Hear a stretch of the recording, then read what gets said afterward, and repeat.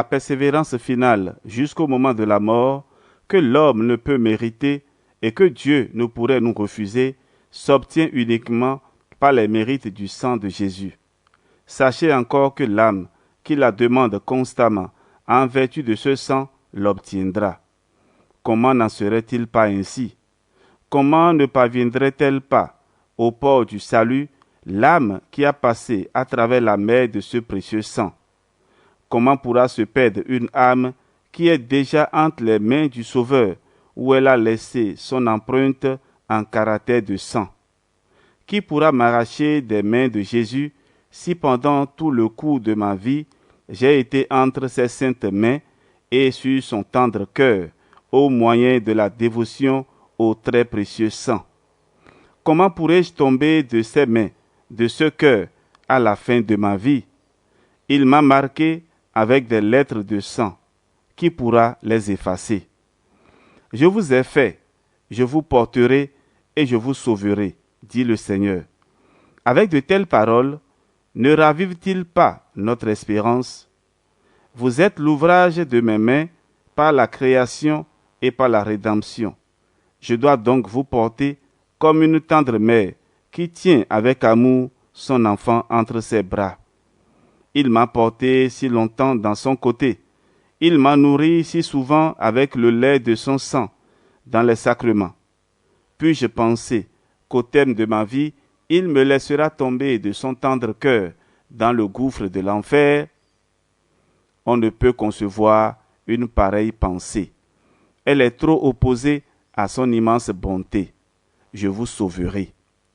Il y a une grande distance entre Dieu et l'homme, entre la bonté infinie et le pécheur, entre le ciel et la terre.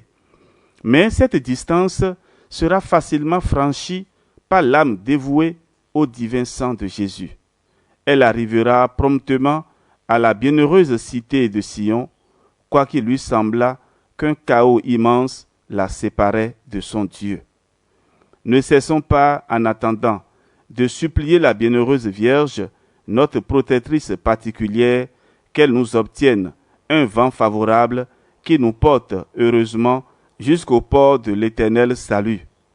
Que notre exercice continuel soit de nous tenir auprès de ce fleuve de sang qui parcourt la cité de Dieu. Mettons en lui toute l'espérance de notre salut. Qui pourra résister au courant qui entraîne ce sang?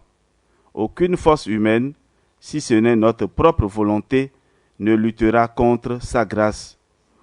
Mais si nous ne lui résistons pas, si, pleins de confiance dans la bonté divine, nous nous abandonnons doucement à lui, il transportera nos âmes dans le sein bienheureux de la divinité. Miséricordieux Jésus, conscient de mon néant et de la grandeur divine, je me jette à vos pieds pour vous remercier des nombreuses grâces que vous m'avez accordées, particulièrement celle de m'avoir délivré par la vertu de votre précieux sang du pouvoir néfaste de Satan. En présence de la Vierge Marie, ma mère, de mon saint ange gardien, de mes saints patrons et de toute la cour céleste, je me consacre librement et d'un cœur sincère à votre sang précieux. Jésus, au moyen duquel vous avez sauvé le monde du péché, de la mort et de l'enfer. Je vous promets, avec le secours de votre sainte grâce, de susciter et de répandre de toutes mes forces et selon mes moyens la dévotion à votre précieux sang, gage de notre salut, afin que votre sang adorable soit honoré et glorifié.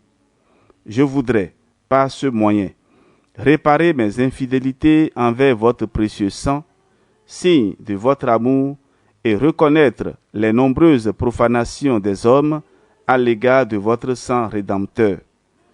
Ne vous souvenez plus de mes propres péchés, de mes froideurs et de mes ingratitudes. C'est pourquoi je vous offre, ô Jésus, l'amour, la vénération et l'adoration de votre très sainte mère, de vos disciples fidèles et de tous les saints à l'égard de votre précieux sang. Je vous supplie de ne plus vous souvenir de mes infidélités et froideurs passées, et de pardonner à tous ceux qui vous ont offensés.